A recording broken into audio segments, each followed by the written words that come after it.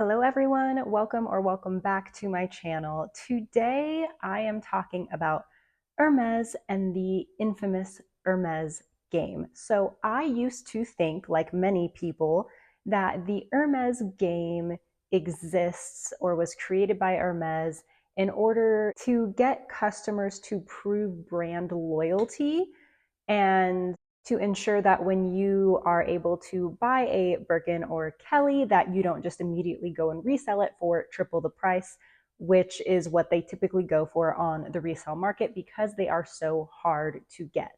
And I used to think, oh, well, okay, that's the game. If you don't like the game, then don't play it. That is until I had an interesting conversation with an Hermes sales associate. She has been an Hermes sales associate for over 15 years. And we were having a conversation about Hermes when the big Hermes lawsuit came out. You know how the people from California are suing Hermes because they can't buy a Birkin and they kind of force people to buy a bunch of other stuff that they don't really want from the brand in order to build up a history so that way they can then be offered the chance to purchase a quota bag, being a Birkin or Kelly.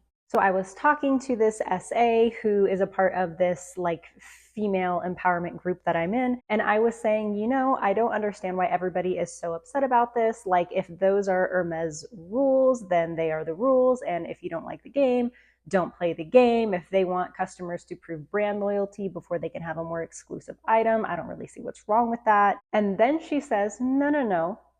Hermes did not create the game. And I was like, what do you mean? And she goes, the company has nothing to do really with the game. The game was created by us.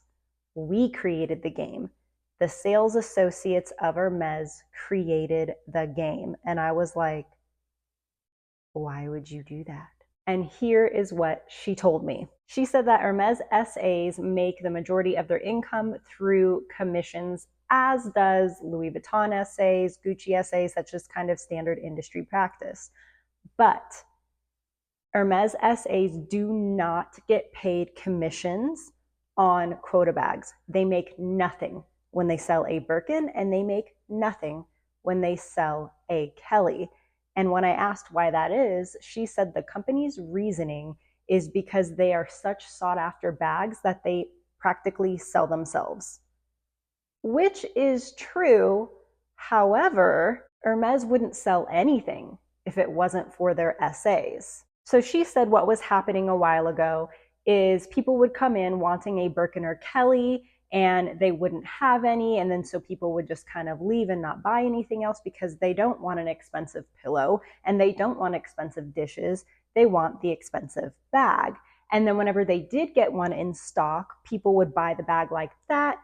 The SAs would make no commission and the store's sales would look terrible. Then whenever it would come time for their evaluations, whether it be the sales SA evaluations or the store evaluations, they wouldn't look very good because people were really only wanting to buy the bags and weren't buying a lot of the Hermes home goods or jewelry or cosmetics. And then on top of that, the SAs were not making very much money. So what started happening is the store would get in a Birkin or Kelly and the SAs would start kind of saving it for people who did buy other items.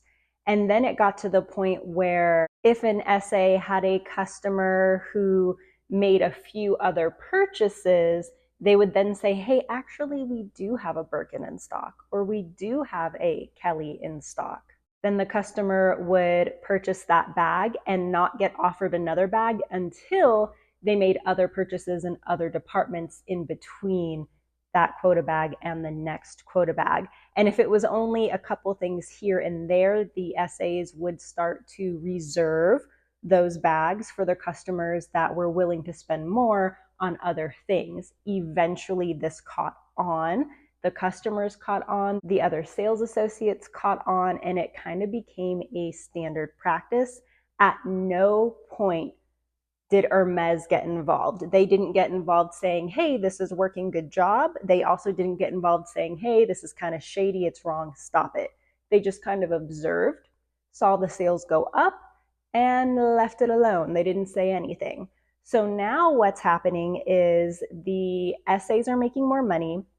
The evaluations are looking good both for the individual essays and the stores. And then the managers started getting involved and only allowing sales associates to offer quota bags to customers if they had a sufficient sales history, meaning the manager would have to give you permission first before you could offer a quota bag to one of your customers. So really, the game has nothing to do with Hermes, the company, wanting customers to prove brand loyalty. It only exists because the sales associates created the game in order to ensure that they were being paid well. So after having a conversation with her and learning all of this, it definitely did shift how I view the Hermes game. I was more okay with it whenever I thought it was just kind of company rules, and that was that. But once I learned that it was because they were not paying commissions to their sales associates on certain items, forcing the sales associates to push other items in order to make a good income, I don't know. I really don't like that. I do believe that Hermes should be paying commissions on all items sold, including the very sought after Birkin and Kelly bags. Now, do those bags sell themselves? Yeah. Are the essays going to have to try very hard to convince somebody to buy them? No. But I genuinely don't think Hermes would make the amount of money they currently make if it wasn't for the sales associates kind of pushing the sales on everything else. It's not like Hermes can't afford to pay commissions on those bags. And the whole reason that they can afford to pay commissions on those bags are because of the sales associates and all the other sales that they make. Now, that being said, if Hermes were to start paying commissions on those bags, the other sales may go down, hurting the company, hurting the sales associates, because now people know they don't have to go and buy a bunch of stuff. They just have to wait until the bags are in stock. So I can see how it could cause a problem if the game kind of went away. However, I don't love the ethics of not paying your sales associates for sales, even if they don't have to really push the product because everybody wants to buy that product. The only reason that they are selling anything else in their store is because of the sales associates.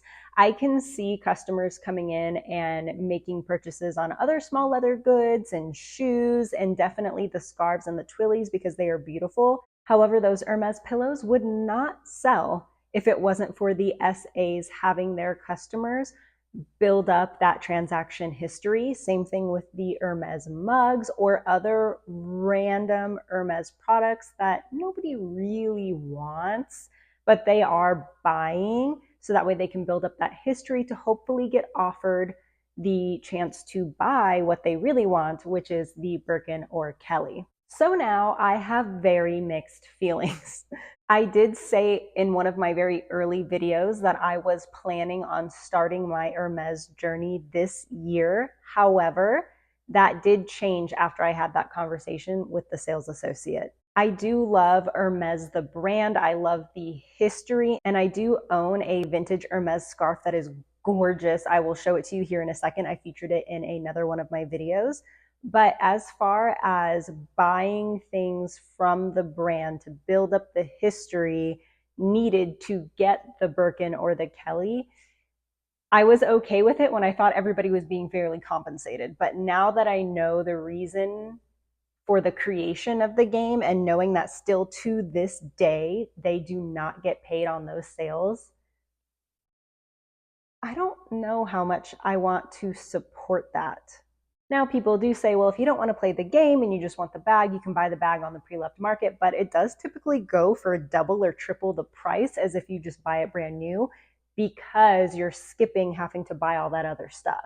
I did ask this sales associate if the lawsuit is going to have an effect on the game and if the company is now going to get involved since they never got involved before. And she says she has heard nothing from the brand, no comment. Now, publicly, we know that Hermes has not made any comments. There are really no updates on the lawsuit. I don't know what's going to happen. It doesn't seem like anything has changed.